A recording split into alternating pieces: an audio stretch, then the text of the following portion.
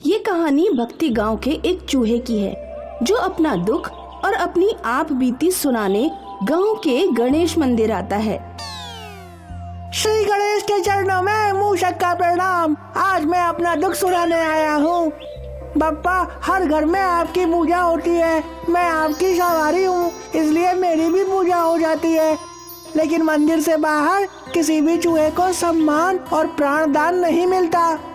चूहे का दुख सुनकर भगवान गणेश भावुक हो जाते हैं और स्वयं मूर्ति में प्रकट होकर चूहे से बात करते हैं।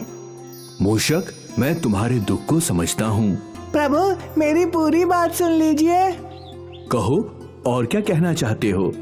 भगवान, आपके भक्त मेरी जान के दुश्मन बने रहते हैं। आम आदमी से लेकर नगर पालिका तक के लोग मुझे मारने के नए नए तरीके खोजते हैं। कहीं जूते चप्पलों से मारा जाता है तो कहीं रोटी में जहर खिलाया जाता है। हम पर जहरीली दवाओं का छिड़काव होता है, करंट भी लगाया जाता है। इतना ही नहीं, हम चूहों के लिए माउस पैड और जहरीली चॉकलेट बाजार में मिलती है। वैज्ञानिक अपना दिमाग इस बात पे खर्च करते हैं कि घर और बाहर के चूहों को कैसे मारा जाए। ये कैसे हो सकता है भगवान कि जिस मंदिर में मेरी पूजा होती है उसी मंदिर में मुझे दौड़ा दौड़ा कर मारा जाता है। मेरी इस दुर्दशा पर विचार कीजिए। मूषक, सचमुच तुम्हारे साथ अन्याय होता है। बताओ, मैं तुम्हारे लिए क्या कर सकता हूँ? भगवान, हम चूहों के अच्छे दिन कब आएंगे? आज ही से तुम्हारे अच्छे दिन शुरू होंगे। हम अपने आशीर्वाद से तुम्हें चमत्कारी बनाते हैं। आज से तुम्हारी मूंछ और पूंछ में जादुई शक्ति होगी। तुम्हारी मूंछ जिस वस्तु को छुएगी वो सोने की हो जाएगी और पूंछ जिससे टकराएगी वो चांदी की हो जाएगी। तथास्तु। मूषक जादुई शक्ति पाकर खुश होता है। अब उसे कहाँ जाना है, किसके घर में रहना है, ये सोचता है।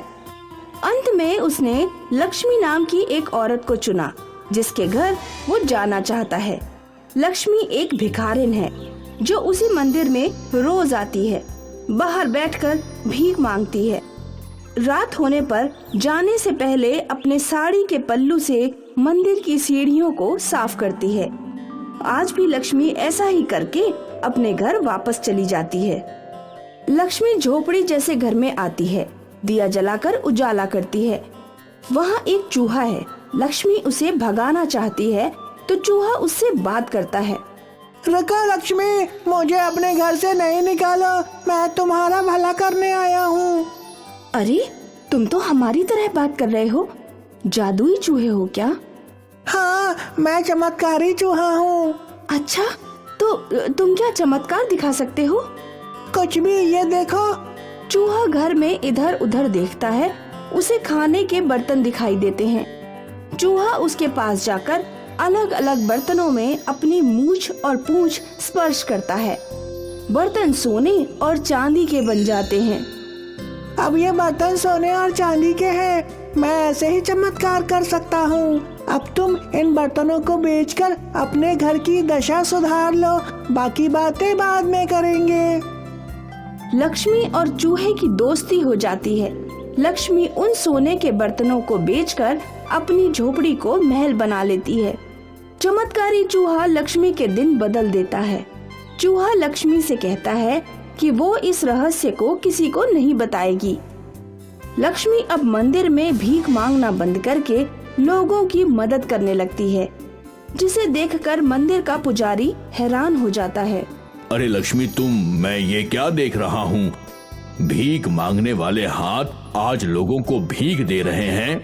पुजारी जी, सब भगवान की कृपा है। तुम्हारे दिन कैसे बदल गए? कोई चमत्कार है या चोरी का खेल? लक्ष्मी पुजारी की बातों को अनसुना करके वहाँ से चली जाती है, लेकिन पुजारी का दिमाग चलने लगता है।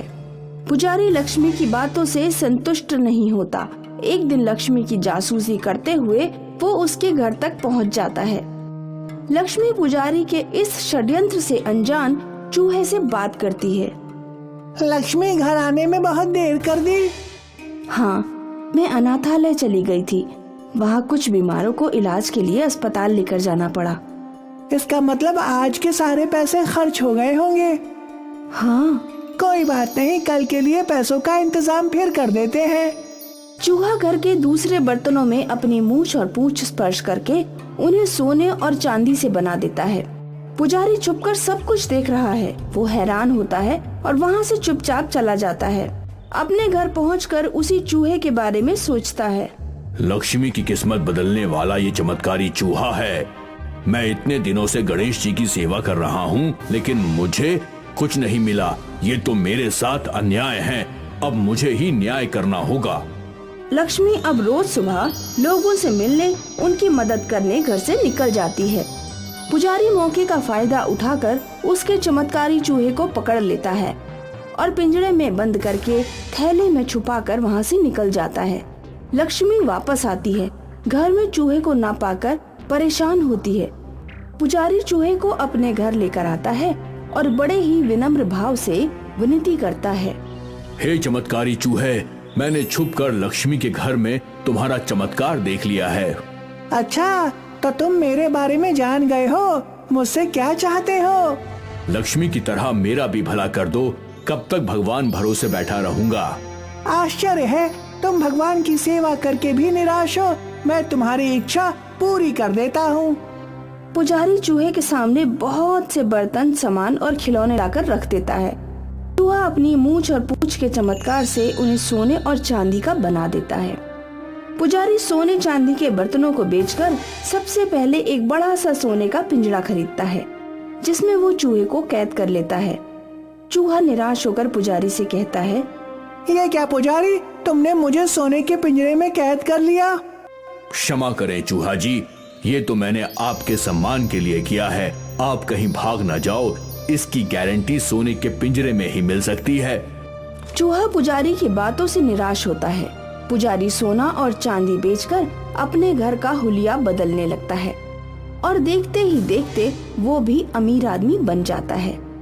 लक्ष्मी अपने चूहे के लिए मंदिर में प्रार्थना करती है, तो पुजारी अपने घर के बर्तनों को सोने और चांदी का बनाकर उन्हें बेचने का काम शुरू करता है। एक बड़ा शोरूम लेकर सोने चांदी के बर्तन और खिलौने बेचने लगता है। शहर के अमीर और शौकीन लोग उसके शोरूम से सोने चांदी के बर्तन खरीदने लगते हैं।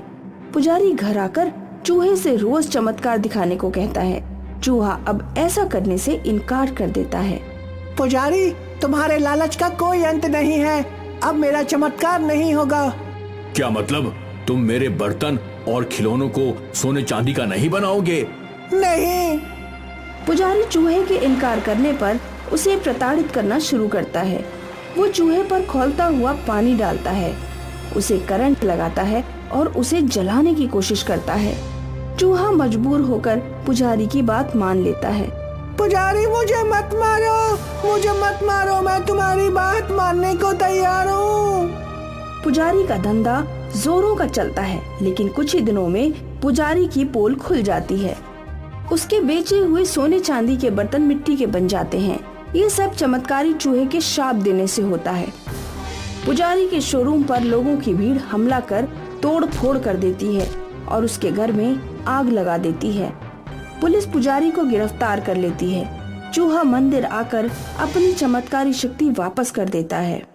भगवान, मैंने इस लालची संसार को देख लिया है, इसलिए आपकी दी हुई चमत्कारी शक्ति वापस कर रहा हूँ। अब मैं लक्ष्मी के साथ उसके घर में रहूंगा। चूहा लक्ष्मी के साथ घर वापस जाता है। दोनों एक दूसरे के साथ खुशी से रहते हैं।